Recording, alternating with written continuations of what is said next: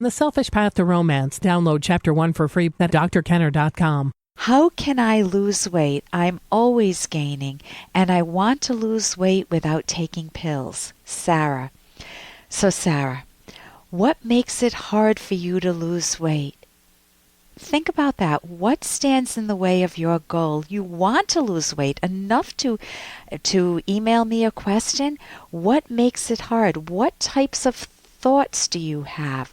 What are your habits? What types of self-sabotaging thoughts do you have? For example, self-sabotaging thoughts can be, oh, this piece of cake won't count. I deserve it. You know, I've always been a fat person and I'm fat and happy. You may say that to yourself, and at other times you recognize that the fatness isn't contributing to your happiness. It's undermining it. And, you know, I like going out and socializing with friends, or it's my birthday or some celebration. I want to celebrate. Or I just don't have time for a diet. You don't understand how busy I am.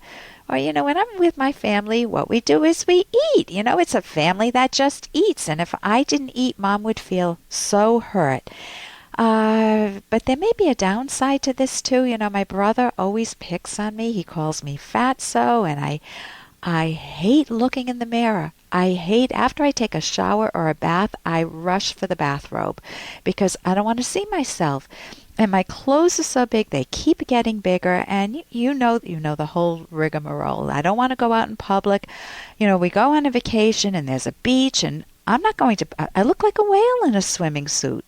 And there's no way I'm putting one on. I haven't had one on in years, and I'm not standing on a scale. I hate visiting my doctor.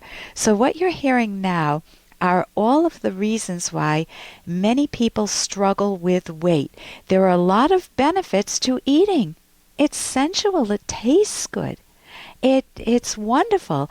And there's a big downside to eating too. You feel like a failure. The deepest reason is you feel like, what's the use? Why bother? I guess change isn't possible to me. So let's talk about how to go about changing. Number one, my first recommendation is cognitive therapy. It teaches you that how you think affects your actions. And if you think better, you can lose the weight.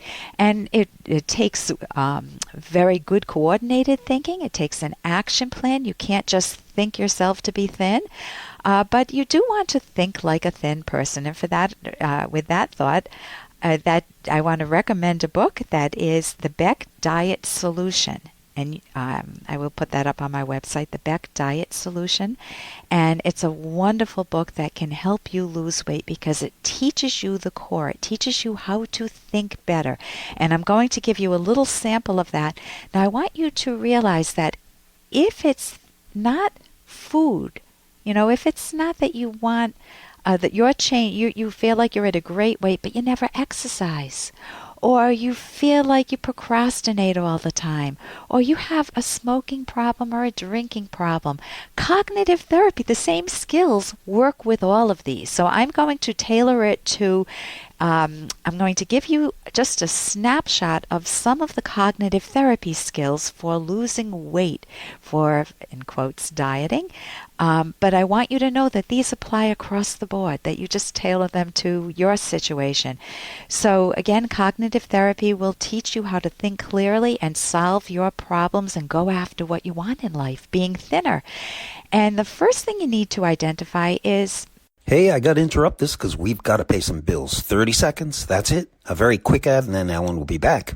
Many romantic partners have complaints like, I live in the shadow of my husband's life, or I feel invisible to my girlfriend. These are common complaints, but you never want to betray yourself in a romantic partnership. When both partners value themselves and are lovingly honest with one another, romance flourishes. Discover the secrets to lasting love in this liberating book, The Selfish Path to Romance, by Drs. Edwin Locke and Ellen Kenner. That's The Selfish Path to Romance on Amazon or selfishromance.com.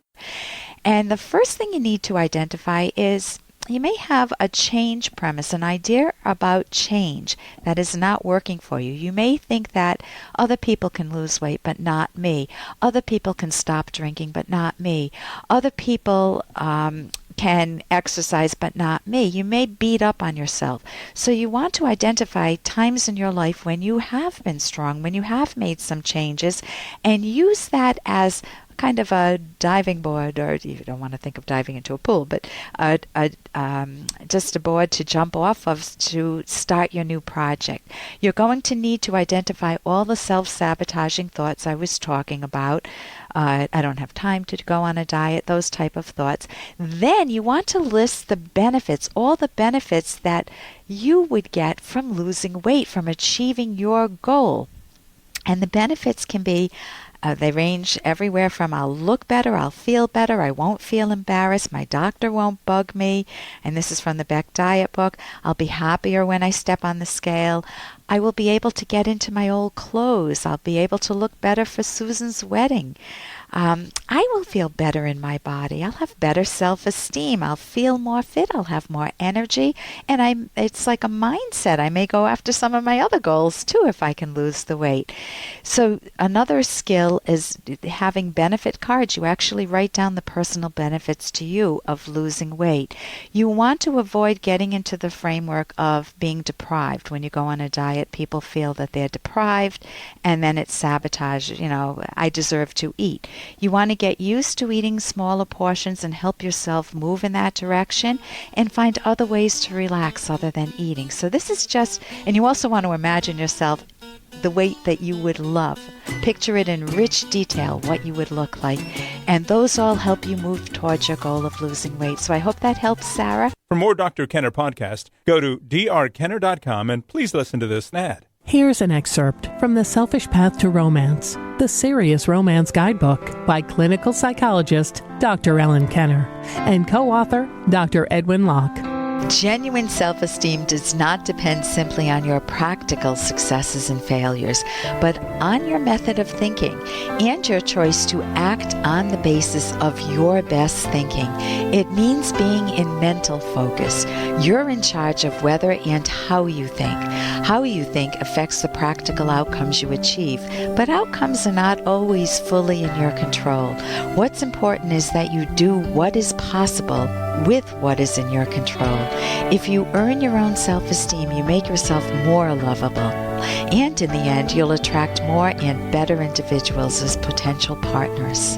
You can download Chapter 1 for free by going to drkenner.com. And you can buy The Selfish Path to Romance at amazon.com.